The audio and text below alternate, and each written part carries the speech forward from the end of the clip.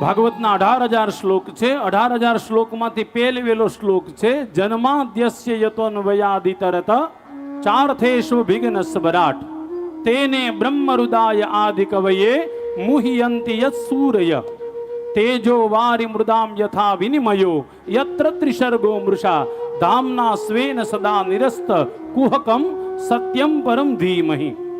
કયા ભગવાનને પગે લાગવાનું છે? તો કે જે સત્ય સ્વરૂપ છે એ ભગવાનને અમે બધા પગે લાગીએ છીએ. અચ્છા, ખાલી પગે લાગવાનું છે? તો કે ના ના ના, ખાલી ભગવાનને પગે નથી લાગવાનું. શું કરવાનું છે? ધી.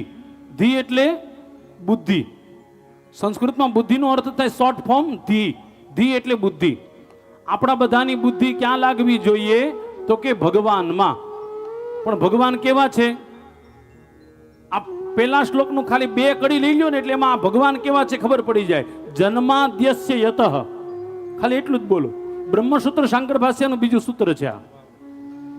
જન્માદ્યસ્ય યતઃ, ભગવાન કેવા છે? જ્યારે જગત નહોતું ત્યારે પણ હતા, આજે જગતના રૂપમાં પણ છે, અને જ્યારે જગત નહીં રહે ત્યારે પણ જે રહેવાના છે એનું નામ છે ભગવાન.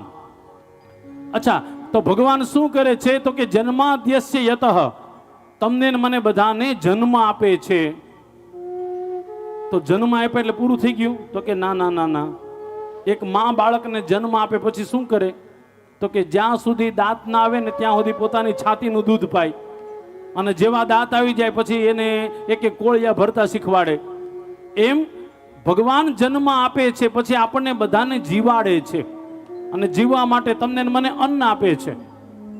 અને મજાની વાત જો, જન્મ આપે છે, જીવાડે છે, પણ પછી એક ઉંમર થઈ જાય આપણી બધાની 80-90 વર્ષની, શરીરમાં કડચલી પડવા માંડે, હાથ પગ દુખવા માંડે, આંખે દેખાય નહીં, જાવું હોય આમ ને નીકળીએ આમ.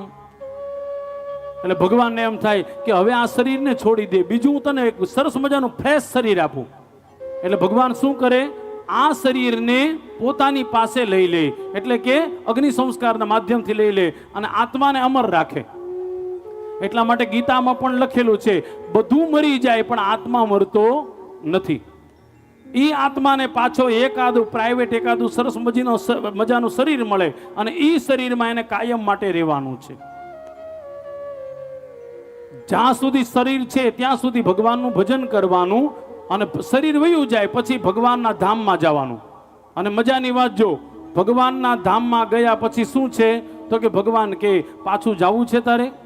આપણે કહીએ યસ, તો ભગવાન પાછા આપણને મોકલે. આપણે કહીએ નહીં, તો કે ના, ભગવાન કે ના ના, તારા થોડા કર્મ એવા છે એટલે પાછું તો જવું જ પડશે.